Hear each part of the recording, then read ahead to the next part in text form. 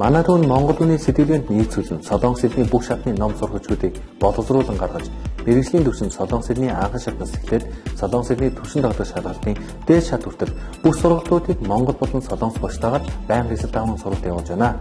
Манай түүний багш нар магистр болон түүнээс дээш зэрэгтэй ба Монгол хүний онцлогт нийцүүлэн хичээлийг сонирхолтойгоор явуулдаг.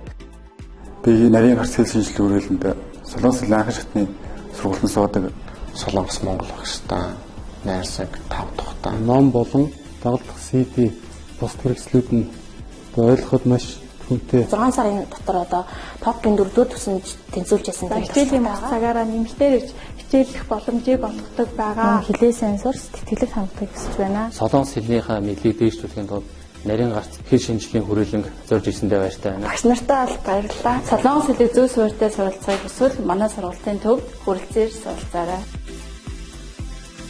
Та бүхэн Солонгос хэлийг чанартай зөв суурьтай сурмаар байвал нарийн гарц Солонгос хэлний мэргэжлийн сургалтын төвд хүрэлцээрэй. Та сурч чадвал бид зааж чадна гэсэн уриатгаар манайх үйл ажиллагаа байнга явуулж байна. Манай хаяг 13 дугаар хуудын автобусны буудлын баруун талд байрлах Британий элчингийн баруун хоёр талд Могулская офисын 5 дугаар давхарт 505 506 дугаар хуудад байрлаж байна. Манай утас 9664 9939 8994 9939 таягуудаа залгаарай. Бидний дараагийн нөхцөл нь болохоор манком гэдэг нөхцөл байгаа.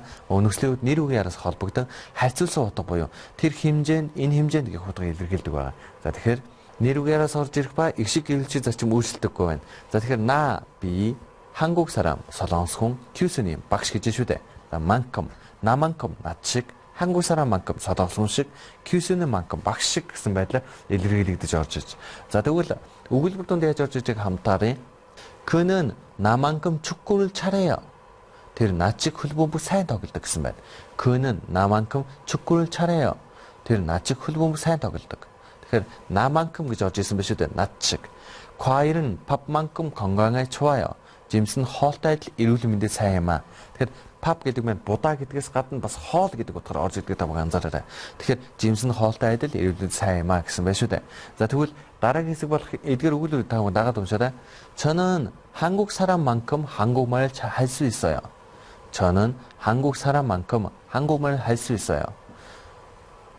자, 두 다른 것들은 먹는 고기만큼 야채를 먹어야 한다고 생각해요. 먹는 고기만큼 야채를 먹어야 한다고 생각해요. 자, 이들 것들을 다 보고 사인이 웃은 웃을 하시고 어쩌다 도저래.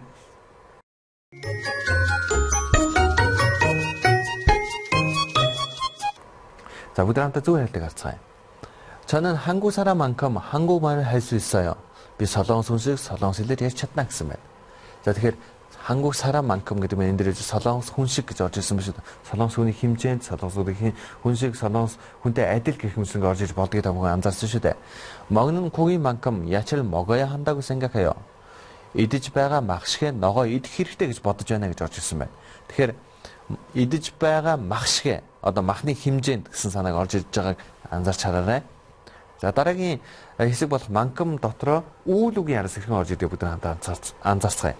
Тэгэхээр үйл үгийн араас их шиг гэвлжийн зарчим үйлчилдэг байгаа. Тэгээд харъя 들어가다 орох гэж байна.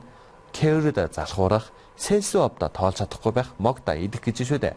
тэгвэл 들어갈 만큼 орох хэмжээнд, 게으른 만큼 залхуурах хэмжээнд, 셀 수 없을 만큼 тоолж чадахгүй байх хэмжээнд, 먹을 만큼 идэх хэмжээнд гэх мэтлэнгээр орж ирсэн байна. Тэгэхээр өгүүлбэр донд хэрхэн орж идэг хамтаарай. 우리가 차에 들어갈 만큼 공간이 있어요. бид машинд орох хэмжээний зай байна гэсэн байна. Тэгэхээр 들어갈 만큼 орох хэмжээний гэж илэрхийлж шүү дээ. 자, түүний дараагийн үйлдэл. 셀 수 없을 만큼 많은 사람들이 왔어요. тоолохын аргагүй хэмжээний олон хүмүүс ирсэн гэсэн байна. Тэгэхээр 셀 수 없을 만큼 많은 사람들이 왔어요. тоолохын аргагүй хэмжээний олон хүмүүс ирсэн байна. тэгвэл дараагийн хэсэг болох энэ өгүүлбэрүүдийг та бүхэн дагаад уншаарай. 음식을 먹을 만큼 가져가세요. 음식을 먹을 만큼 가져가세요. 돈이 다른 것들을 다 가져오시래. 선생님, 숙제를 할 수 있을 만큼만 주세요. 선생님, 숙제를 할 수 있을 만큼만 주세요. 자, 돈이 다른 것들이 가리. 사람은 게으른 만큼 가난해져요. 사람은 게으른 만큼 가난해져요. 그래서 오글거리나 Тэгэхээр эдгээр өгүүлбэрүүд та үзсэн нөхцлөөрөө дамжуулаад орчуулад үзээрэй.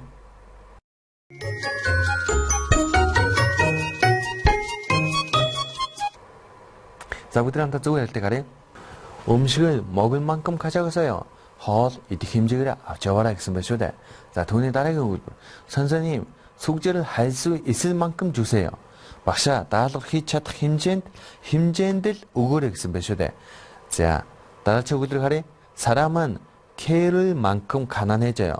хүн залхуурах хэмжээгээр ядуурдаг гэсэн байна. За тэгэхээр өнөөдрийн үзсэн нөхцөлийг та бүхэн ойлгосон байхаа гэж найдаж байна. Тэгээд хэрвээ та Солонгос хэлнийхээ мэдээ илүү их сайжруулахыг хүсвэл Facebook руу ороод Солонгослыг хамтаа суралцгаая гэсэн Facebook пэйж болон групп руу орж иж илүү их мэдээллийг авч болно шүү. Тэгээд дараагийн шилжилтээр түр баяртай.